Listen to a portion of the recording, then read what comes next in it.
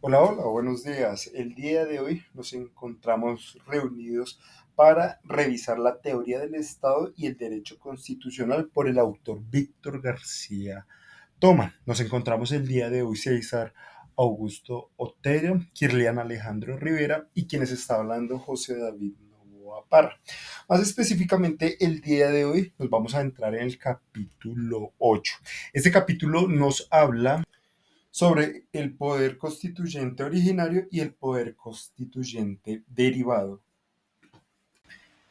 En el desarrollo del primer capítulo de este podcast tendremos preguntas orientadoras que nos permitirán acercarnos a la conceptualización y a todo el argot académico que maneja esta teoría.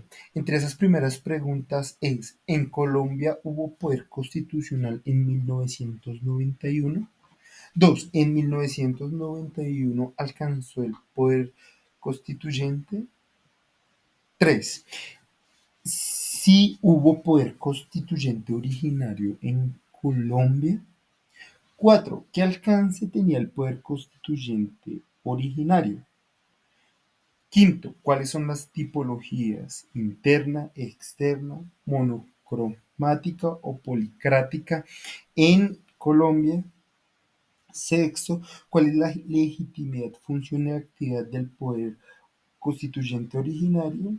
Y por último, características del poder constitucional originario. Para ahondar en este capítulo, primero tenemos que abordar el concepto del acto constituyente. Y recordamos que el acto constituyente es estructurar una sociedad de forma política de una determinada manera, pero atendiendo a qué? Atendiendo a los diferentes poderes del Estado y a sus diferentes voluntades. Y no solo eso, sino también atendiendo a las predisposiciones históricas o de pronto a las naturalezas políticas de esa misma sociedad. Retomando a Emily Bowman, él nos decía que para que haya un acto constituyente deben haber tres notas o debe haber tres acotaciones. La primera es que definitivamente debe haber un territorio ocupado por un grupo de humanos. La segunda es que debe haber una voluntad política de que se construya o se reconstruya algo. Y la tercera es que debe haber una gestación de instituciones de carácter político, jurídico y administrativo. La noción general del poder constituyente. Uno de los principales autores que expone el texto es Emanuel Selles. Él en su obra dice que para que haya constitución definitivamente deben articularse dos elementos. Uno es el elemento político y el otro es el elemento jurídico. Y que si se unen y si se enlazan estos dos y hay cohesión entre estos dos, el insumo es la constitución. No obstante, hay un tercer elemento que definitivamente sí o sí debe estar, que es el poder constitucional. Y aquí significaba ese poder constitucional es a esa fuerza social que en un determinado territorio, con unas determinadas personas, tienen la necesidad y la elocuencia y la legitimidad de construir o reconstruir la organización de ese territorio. ¿A través de qué? Pues de, como ya se había dicho, de los elementos jurídicos y políticos. Lo anterior quiere decir que sí o sí necesitamos que haya una fuerza determinante o una legitimidad por el pueblo, por los humanos de un determinado territorio, de construir ese poder y esas reglas y esas normas. Porque sí, estructuralmente, institucionalmente, hay ciertos elementos que puede determinar una constitución, pero si no hay legitimidad de esa, de esa población, hay una constitución, pero una constitución vacía. Otro teórico que también suma a esta discusión es Néstor Pedro Sangués. Néstor Pedro Sangués dice que se pueden entender el poder constituyente de dos formas: el poder función y el poder en persona. El poder función es la capacidad o la facultad de crear una constitución, y el poder persona es el órgano o grupo que ejerce esa facultad, como puede ser un congreso, una conveniencia o una asamblea constituyente. Para entenderlo de otra forma diferente, el poder en función es el que da la legitimidad del pueblo, que definitivamente el pueblo dice sí, si hay la necesidad de construir o reconstruir o de generar una normatividad o toda una estructura de Estado. Y el poder en persona es la legitimidad institucional, es el organismo encargado de estructurar como tal, pero definitivamente las dos sí deben ser recíprocas, o si no, hay fuerzas que definitivamente no van a poder permitir una gestación correcta de una constituyente. Por otro lado, Ernst Borgens dice que el poder constituyente está por encima de cualquier autoridad o legislación que ya exista. Al igual que Javier Pérez Rollo, que dice que una constitución no podría existir sin este poder, y este poder como fuerza originaria siempre estará vinculada al Estado y a la institución como un creador a su creación. Por lo cual, y en relación a Colombia, yo me haría la pregunta si definitivamente en Colombia hubo ese poder constitucional. Para entenderse, en Colombia hubo un poder constituyente originario en la creación de la Constitución de 1991. Tenemos que entender que ese poder constituyente originario no es de pronto una reforma, un arreglo, una enmienda. Estamos hablando de poder fundar y formular los dos elementos que se trataba, que era el político y el jurídico desde cero. Entonces, para poder comprender ello, vamos a mirar históricamente qué se abordó. Esta idea tiene raíces de habla anglosajona e incluso de raíces francesas, y también en situaciones religiosas presbiterianas. En relación con lo anglosajón, la experiencia se dio en la Revolución Inglesa. En relación con lo francés, se dio en la Revolución de 1789, como pensadores como Emmanuel Selles, que ya lo habíamos citado, y incluso el poder constituyente se enlazó en la iglesia en el siglo XVII, cuando los feligreses dijeron que no estaban interesados en los acuerdos externos, sino que en los acuerdos internos, por lo cual estructuraron unos acuerdos mutuos llamados covenants, en los cuales entre ellos mismos acordaban ciertos criterios y ciertas reglas. Otro hecho histórico fue el dado en 1647 con Oliver Cromwell, donde realizaron o redactaron un acuerdo denominado el Acuerdo del Pueblo, donde afirmaba que la legitimidad no venía del Parlamento, sino del pueblo mismo. En 1653, Kroll promulgó el instrumento del gobierno, considerando para algunos como una protoconstitución moderna, y que claramente separaba el poder del Parlamento con un poder constituido no constituyente. Siguiendo esa misma línea, en Inglaterra, en Massachusetts, en Carolina del Norte, retomaron esta idea, influenciados por puritanos como los colonos, elaborando los contratos sociales. Citando nuevamente a Emmanuel Selles, él dice y señala que el poder constituyente originario es la voluntad nacional, no del gobierno ni del parlamento. Es decir, las reglas fundamentales no pueden ser combinadas por los poderes creados, sino únicamente por la fuente originaria del poder y la nación. No obstante, también hubo otra parte que se entendía que había un derecho divino y que en la edad moderna el poder constituyente originario proviene de Dios, ya sea por designación directa o por designación prudencial. Los reyes absolutistas, por ejemplo, se presentaban como procuradores del poder divino para obtener ese poder constituyente original. El poder constituyente originario representa una voluntad activa con fuerza política y sobre todo social que permite redecidir cómo quiere existir una colectividad o una delimitación como Estado.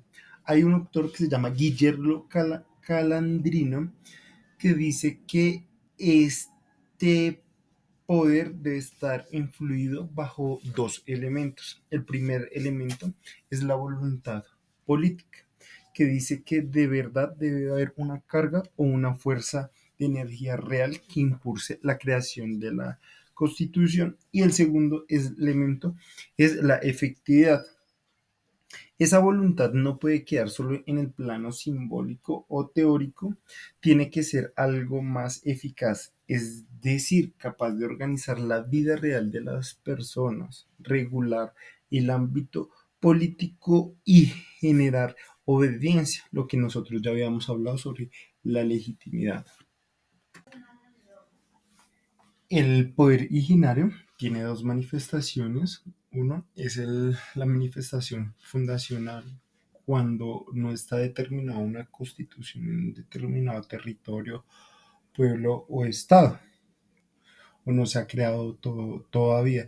Y la otra manifestación es una refundacional, cuando definitivamente la sociedad, el pueblo, el territorio y todos los actores reales de él determinan que definitivamente sí debe haber una transformación o un cambio.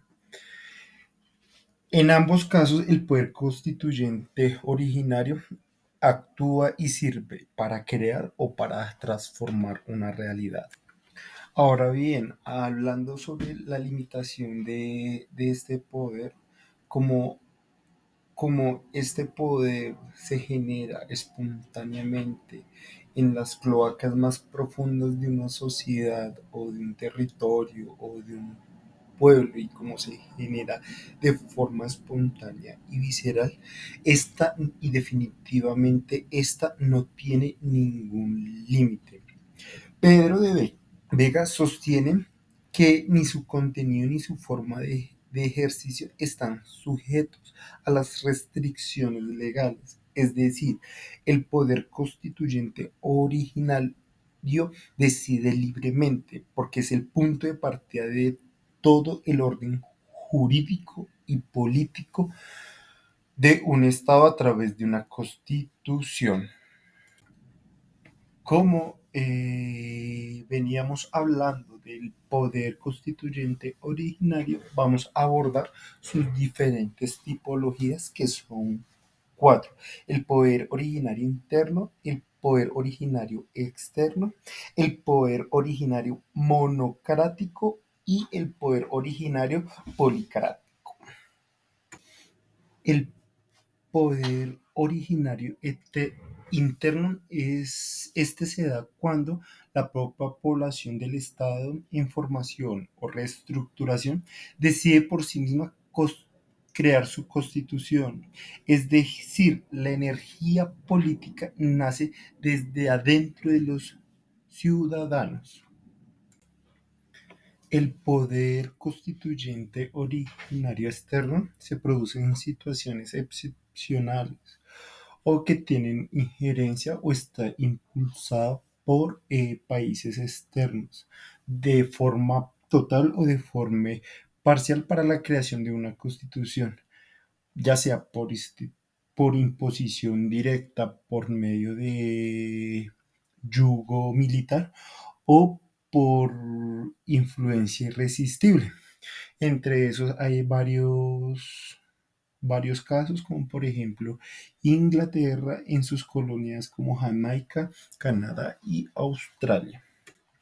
Poder constituyente originario monocromático. Es aquello que poder que una sola persona es el creador del texto constitucional y se concentra en un solo líder soberano. Aunque no es muy normal, hay unos casos que nos pueden permitir saber sobre este poder, que es, por ejemplo, en Mónaco, donde el príncipe Rainero III dictó la constitución de 1962 como, como expresión de su voluntad soberana, y en Libia, donde Muammar Gaddafi estableció una nueva constitución tras su deceso al poder. Y por el último, está el poder constituyente policrático, donde el poder constituyente lo ejercen múltiples personas o colectivos. Entre estas puede ser la Asamblea Constituyente o el Congreso Popular, como en Estados Unidos en 1787. Otro ejemplo claro, aparte del de Estados Unidos, es en el Partido Comunista en Cuba en 1976. Definitivamente, la actividad del poder originario constitucional influye en la sociedad política o en la vida política de un determinado país. Néstor Pedro Sangués nos dice que hay cuatro actividades que influyen y la primera es la imposición de la Constitución. Esto significa el acto de instituir una nueva forma de la estructuración y organización de una sociedad política. La otra actividad que nos da el autor es el cambio de una institución. El siguiente paso es que en este caso no se trata de un texto completamente nuevo, sino la sustitución de uno que ya existía por otro, como en el caso de Colombia con la Constitución del 91. Otra actividad es la unificación de la Constitución y es cuando una Constitución no está vigente completamente o parcialmente. Y esto se debe por factores como revoluciones o situaciones de excepción en un determinado país. Otra actividad es la extinción de una constitución. Este acto se refiere a la desaparición total y definitiva del texto constitucional. En algunos casos, la Constitución establece su propio mecanismo de extinción, como ocurrió en la República Árabe Unida en 1964, donde se fijó una fecha precisa para su autoabrogación. La función constituyente in totum hace referencia al conjunto de atribuciones que permiten elaborar o modificar un texto constitucional. El poder constituyente originario hace referencia a quien tiene formalmente el derecho de ejercer este poder en sociedades democráticas como las nuestras. Esta titularidad suele recaer en la voluntad popular expresada a través de elecciones libres. Y el ejercicio del poder constituyente se refiere a la actividad efectiva de creación y modificación de la Constitución. Aquí es donde entran los actores reales como los constituyentes, los asambleístas o grupos que en nombre de la titularidad redactan y aprueban el texto constitucional. Y en relación con la legitimidad del poder constituyente originario, hay tres legitimidades. Uno es la legitimidad de origen, que tiene que ver con el proceso mediante el cual se llega a la Constitución.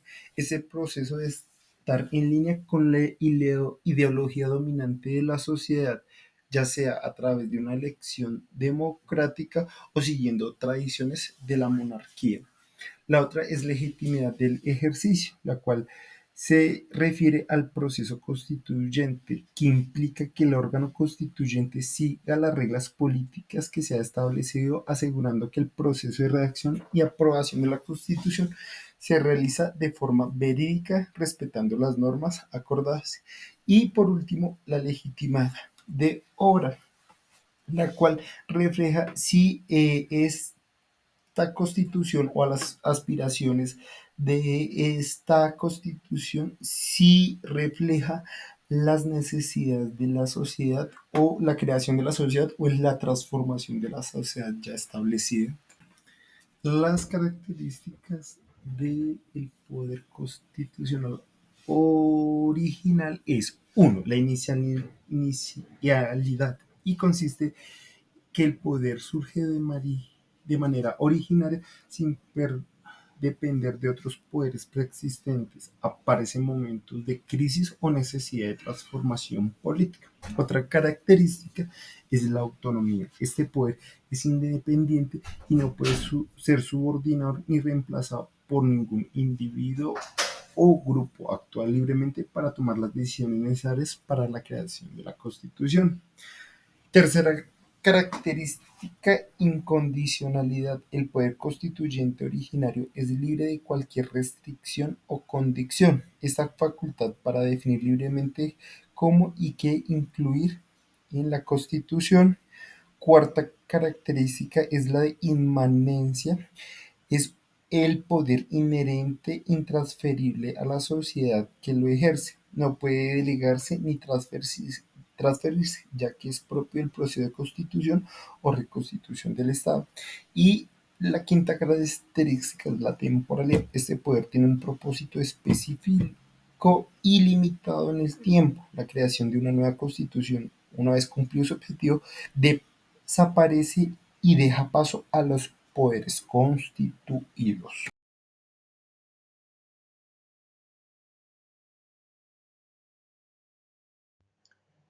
Entonces tenemos que el procedimiento de reforma y sentimiento constitucional es de manera incompleta, teniendo en cuenta la teoría de Lowenstein en cuanto a la expresión del sentimiento constitucional.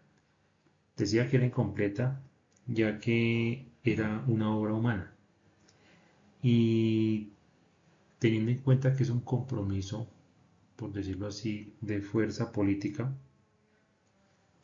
eh, es elaborado por fuerzas sociales y asimismo de grupos partidarios, los cuales realizaron y participaron en la elaboración de dicho documento constitucional.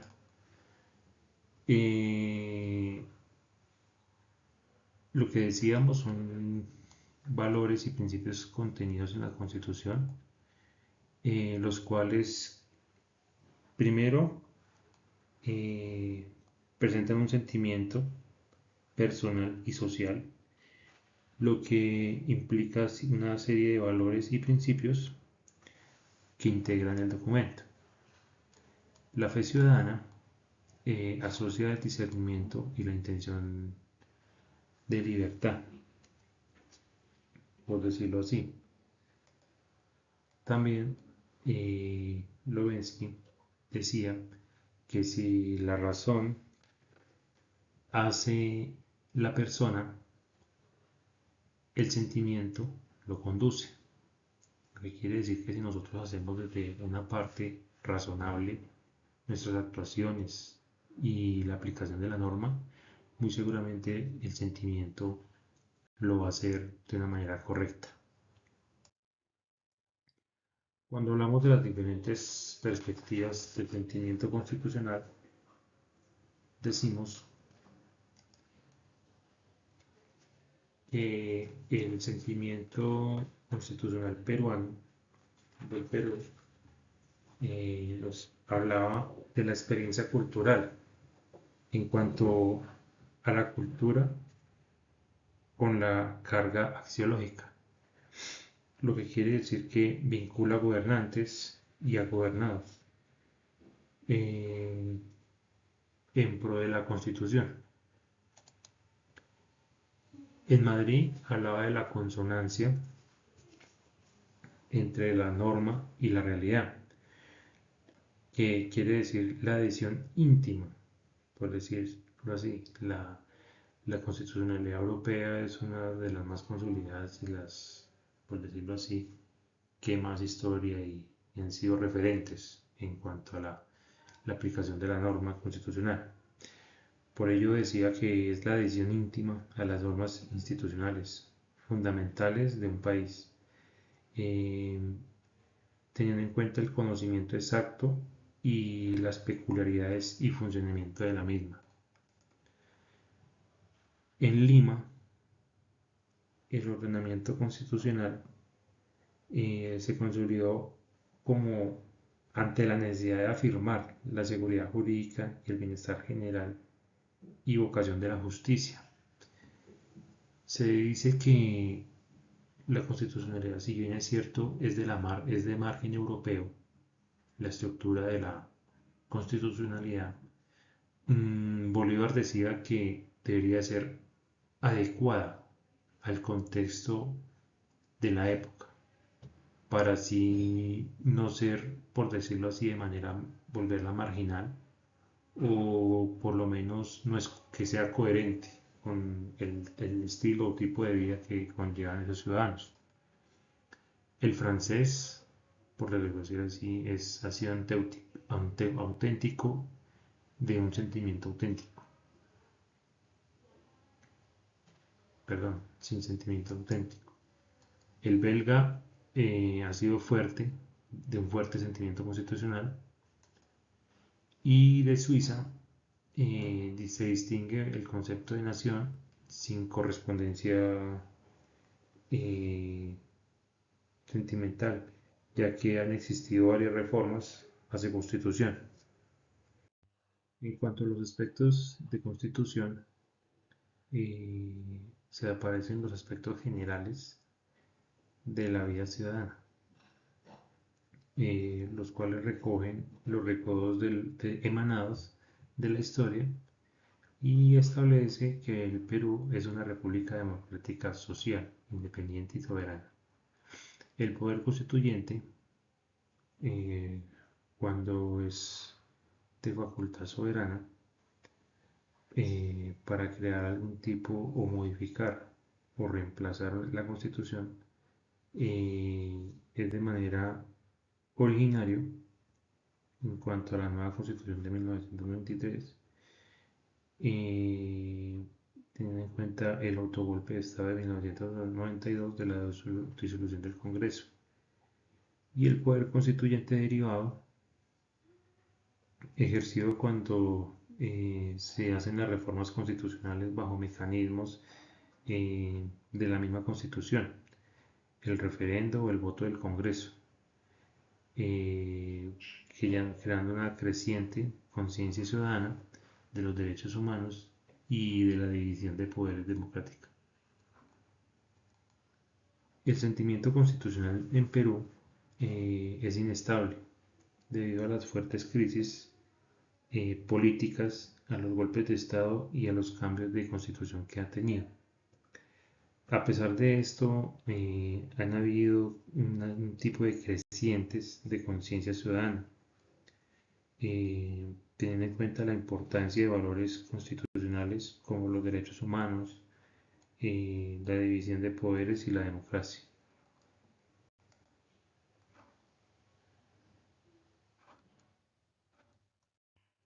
La análisis constitucionalista en el Perú es la producción escrita de no más de ecos y reflejos de reflejos, según el concepto de José de la Riva Agüero, quien habló rotundamente de de este concepto, ya que se toman referencias políticas y modelos constitucionalistas extranjeras, más que todo de Europa y de Estados Unidos, eh, siendo ajenas a su manera de ser y a su contexto económico, político, etc.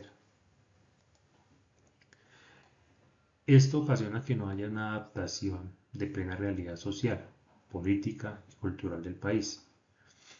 También las normas constitucionales hacen que sean formales, más formales que efectivas, es decir, de pronto para el ciudadano a pie, de difícil cumplimiento.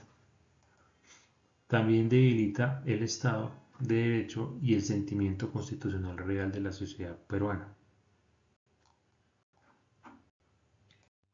Entonces tenemos ahora que la ausencia de un sentimiento constitucional, según señaló James Whittaker, que no es más que la consonancia entre las normas constitucionales y las realidades que intentaron regular o construirla. Teniendo en cuenta que esto ocurre cuando los constituyentes ignoran los deseos de la sociedad civil, aplicando la falta de identificación y de respeto genuino hacia la sociedad. Teniendo en cuenta la ausencia y sensibilidad constitucional. En cuanto a la responsabilidad por los actos del poder constituyente, contamos con dos principios. El primero es el principio de continuidad jurídica, el cual acepta la invariabilidad de la obligación estatal de reparar los daños y perjuicios a quienes se les afecten o se les vulneren sus derechos. Y el segundo, el principio de discontinuidad jurídica, que es cuando no se reconoce la obligación alguna sobre daños y perjuicios, dependiendo de sus casos. Esto va acorde a que Jorge Reinaldo Vanossi habla del poder constituyente originario, el cual no imputaba alguna obligación reparadora al Estado, por cuanto el poder no reconocía la existencia de una legalidad preexistente, ya que este suceso es el mismo de la creación jurídica de su momento. En cuanto a la reforma constitucional no formal, Carlo Weinstein hablaba de la constitución ideal, eh, ya que él decía que era aquella que era conformada por un proceso político y que contaba con un desarrollo futuro de la comunidad. ¿En cuanto a qué? En cuanto a lo político, en cuanto a lo social, en cuanto a lo económico, en cuanto a lo cultural. Él hablaba de una reforma constitucional no formal, la cual era causada cuando se manejaba de manera que su trámite de reforma se hacía de manera marginal o bajo parámetros de inferioridad o bajo los parámetros que la misma Constitución lo pedía para hacer sus reformas, sin realizar sus trámites correspondientes. Entonces, él decía que existen dos tipos de manifestaciones de reforma constitucional no formal, como es la primera, que es la mutación constitucional, que era el cambio de significado o sentido de la Constitución. Sergio Díaz Ricci hablaba de la alteración semántica y el cambio de significado lingüístico que adecua el sentido de la norma constitucional a la realidad. Es decir, cambiaban o se modificaba la constitución de manera que no se viera, por decirlo así, y asimismo el sentido lo trasladaban, lo modificaban en contra de la realidad. George Jelinek hablaba de los cambios contrarios al sentido de los términos o alcances de las cláusulas, lo que quiere decir también modificaban de manera marginal ese tipo de, de reforma constitucional no formal. Esta mutación constitucional proviene del siglo XIX, de la época del publicismo alemán, cuando se intentó la unificación de la Constitución y del ordenamiento del Estado alemán en 1871. También se habla allí de 4 supuestos de la mutación. El primero habla de los supuestos de la mutación. El primero habla de la mutación por medio de práctica estatal no violatoria de la Constitución, que se conocía como el Praxterlegen, que eran las prácticas que regulaban las situaciones jurídico-políticas no previstas en las Constituciones, y hacía referencia a las adiciones no legisladas y generadas por los operadores constitucionales.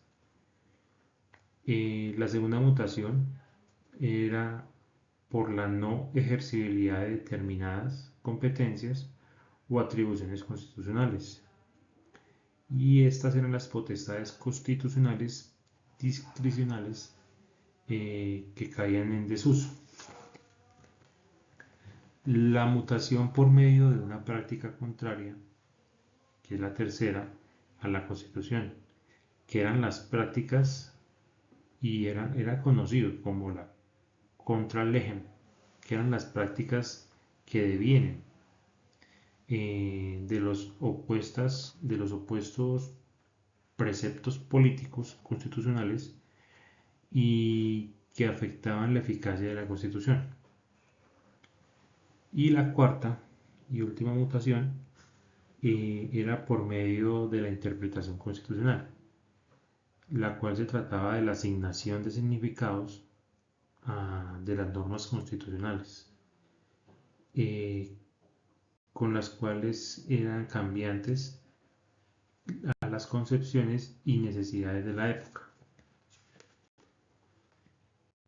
La segunda es la habilitación constitucional, la cual se deriva de criterios de la Escuela de Evidencia de Kelsen. Esto en cuanto a la validez de vigencia de las normas. Por problemas de aplicación de la pirámide jurídica y por conflictos contradictorios de las pautas legales de la jerarquía distinta, que es cuando hablamos el encuentro en algunos casos de poderes.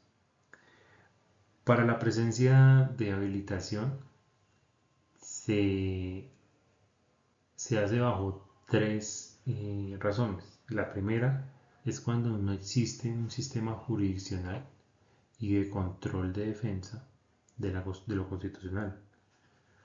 La segunda es de la inexistencia de contar con un recurso que cuestione la inconstitucionalidad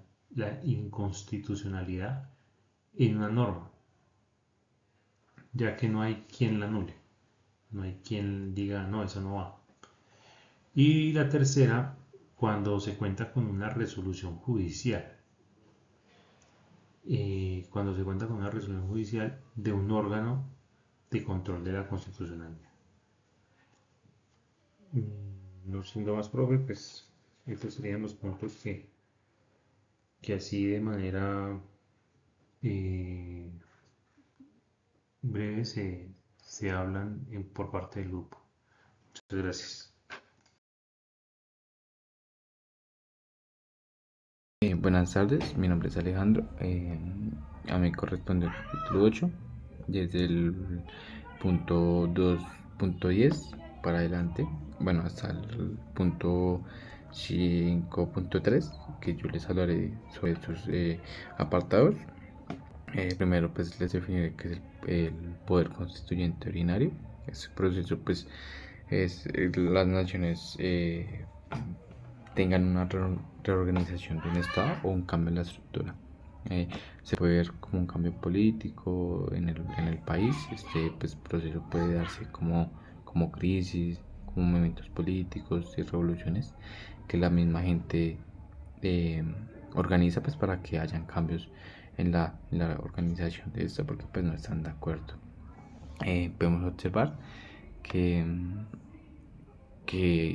hay 5 etapas de este poder constituyente. Son 5 etapas. La primera, podemos observar que pues ocurre a finales del siglo XVIII bajo ideas liberales en contra de las monarquías, mediante esta lucha o esta proclamación de esto.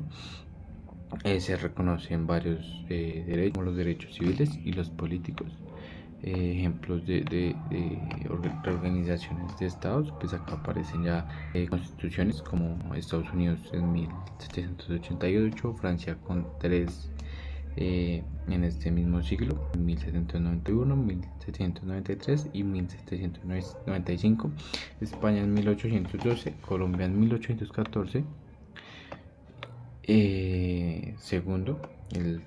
La segunda etapa pues sucede por varias revoluciones de 1830 a 1848. Varias de estas revoluciones pues tomaron fuerza y su influencia fue extendida hasta América Latina. Varios ciudadanos pedían pues, participación política y justicia social. Es en Francia donde ocurre la revolución que hace que suceda esto.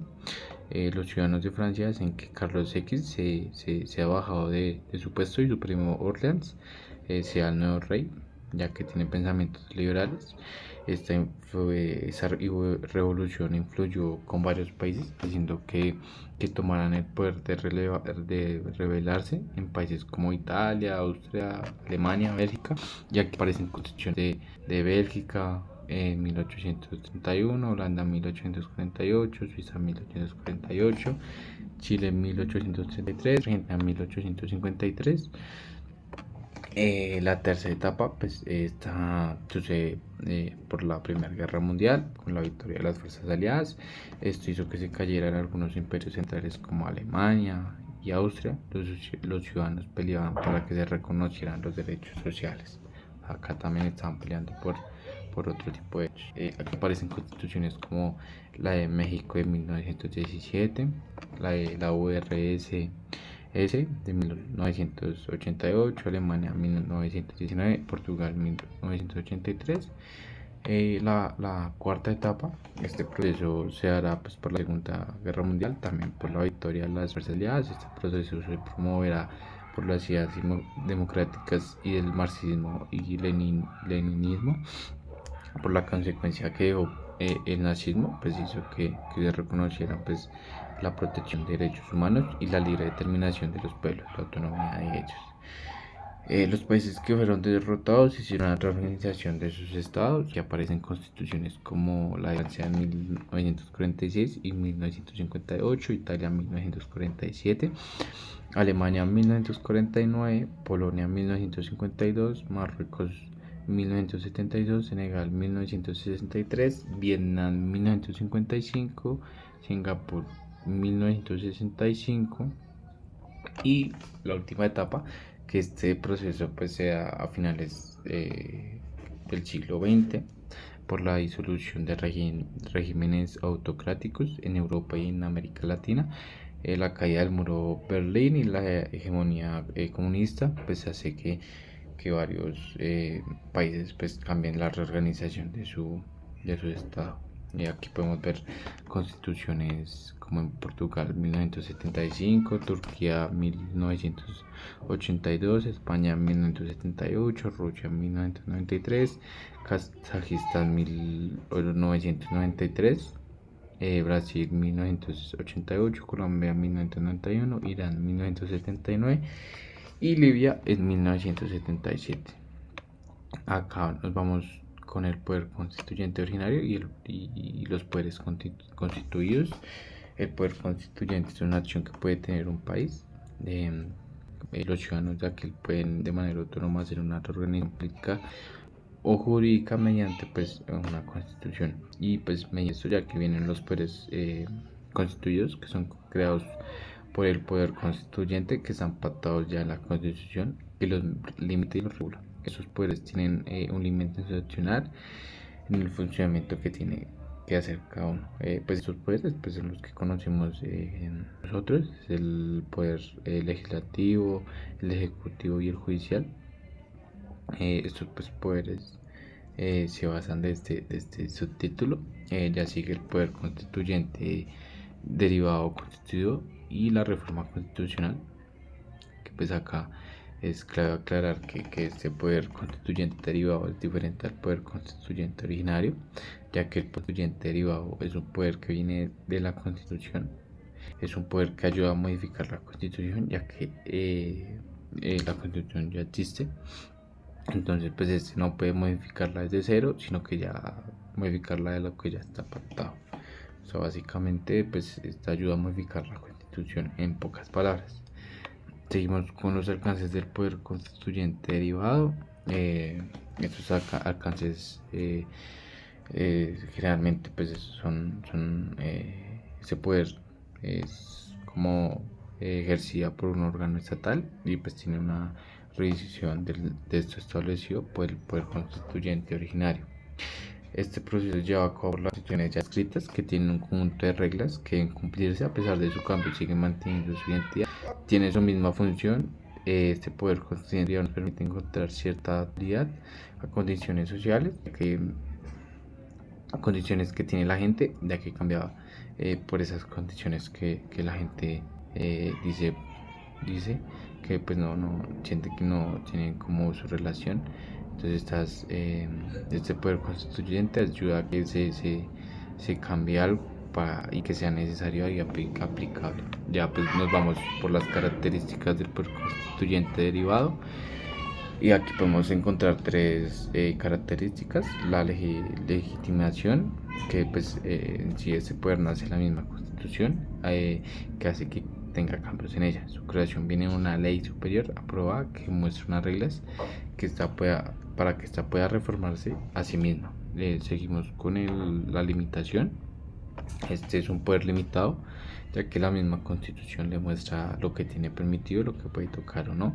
Pedro Vega pues en el libro nos menciona que es limitado puesto que no es soberano y está lejos de ser una acción revolucionaria. Esto nos deja claro que tiene que seguir unas reglas, ya que este no se puede manejar solo, sino que debe ser sí o sí controlado por alguien. Y por último, la última característica es la eficacia.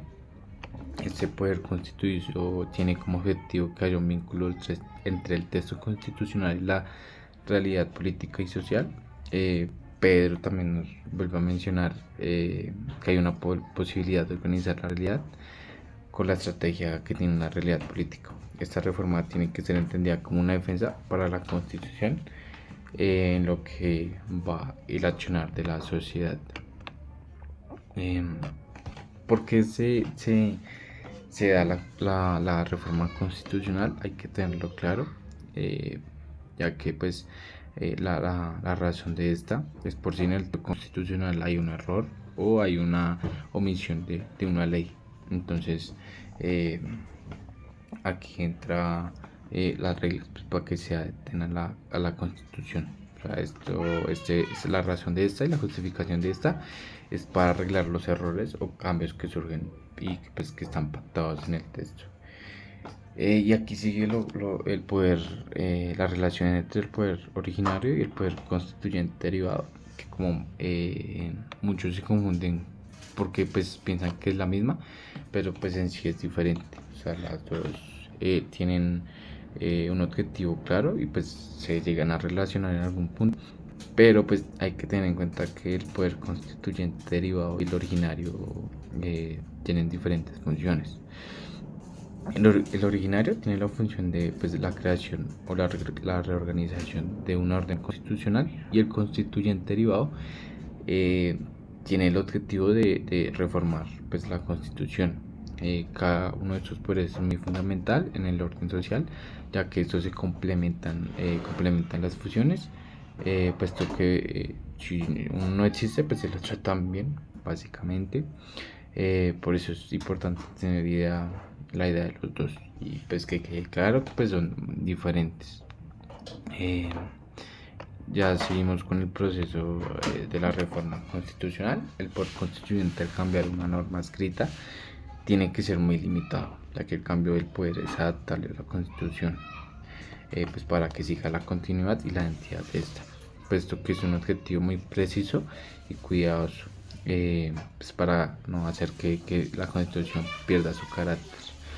Hay que tener en cuenta que esta constitución puede ser cambiada, pero no por nada del mundo puede ser destruida. Como se mencionó anteriormente, este poder data de conservar el texto mediante los cambios que surgen o errores que se ven.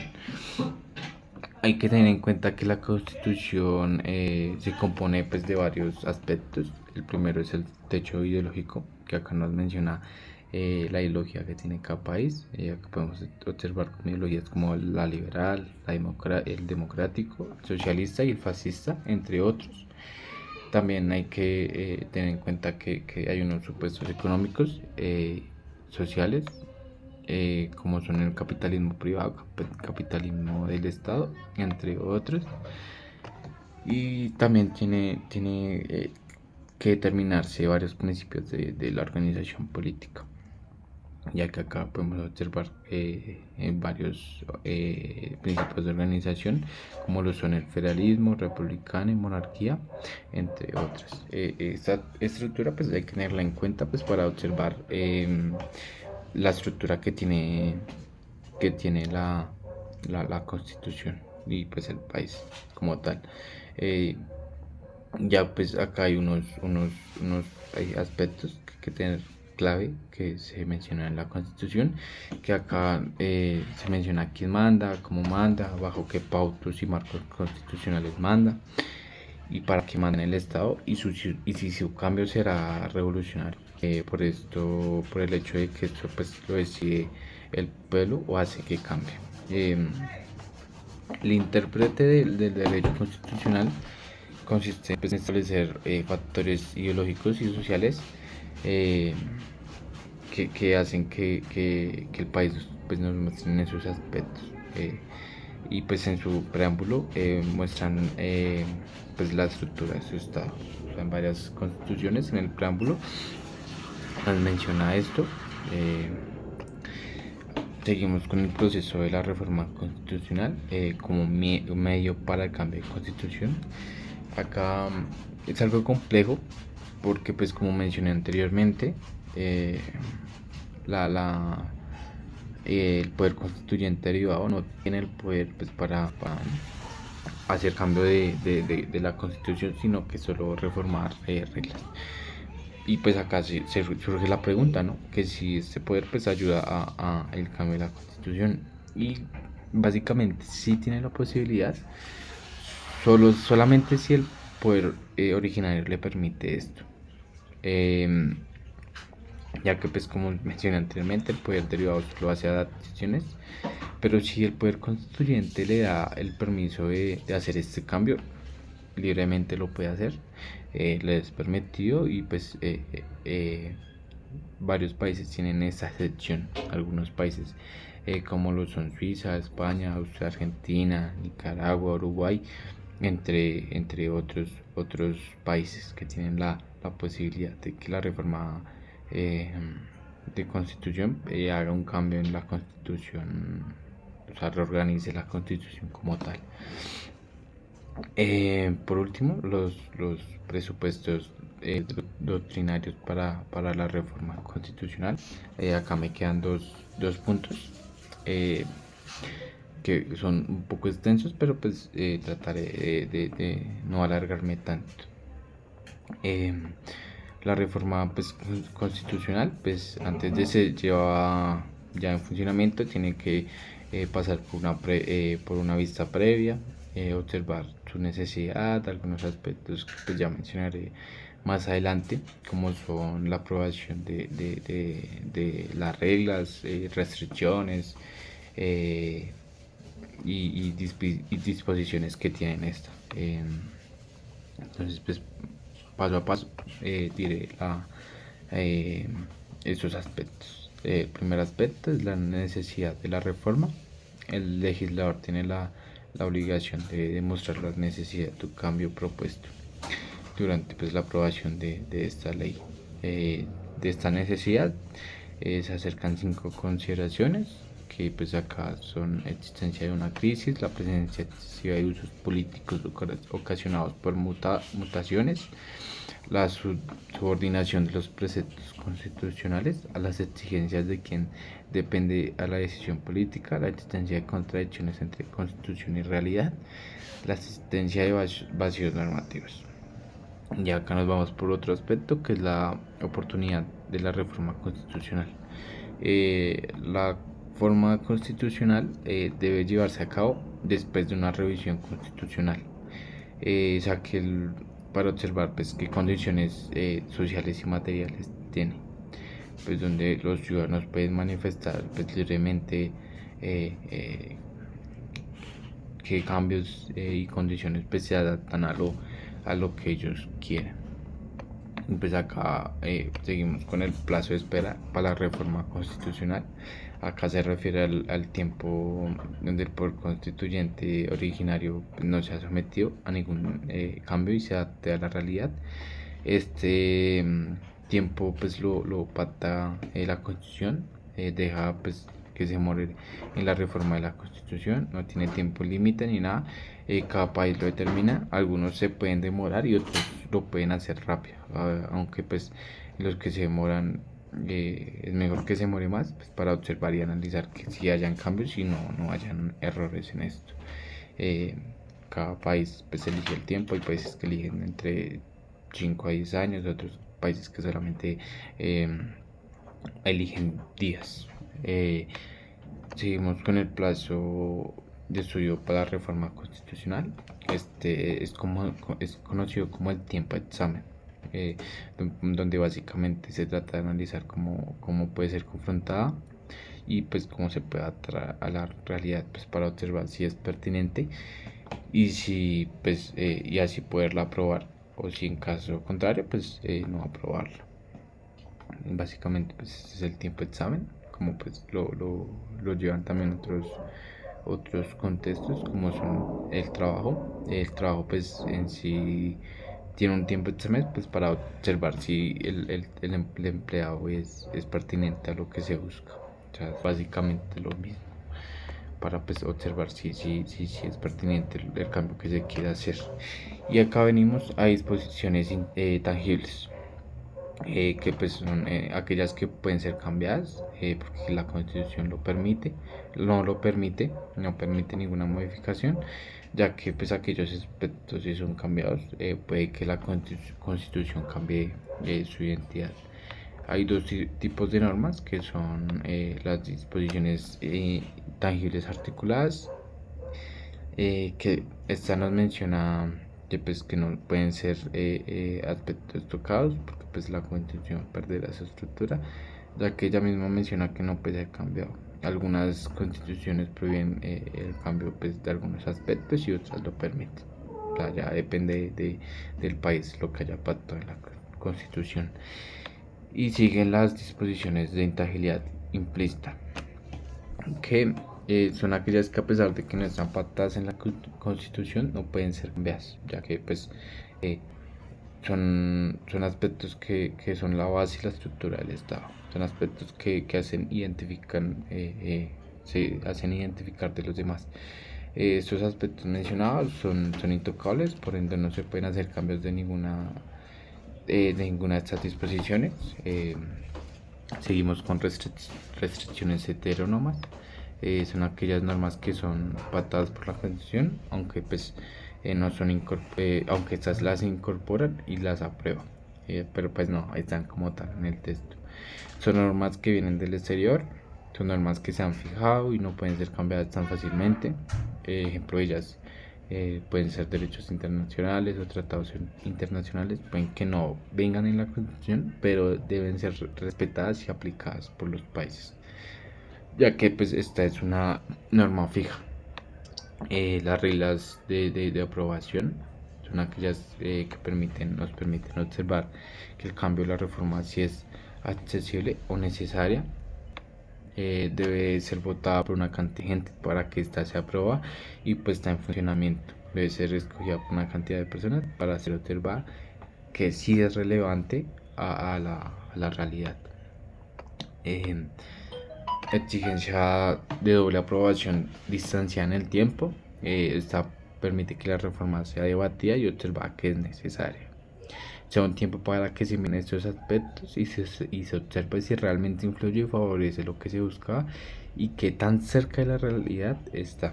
Y por último aspecto, la exigencia de un referéndum confirmativo.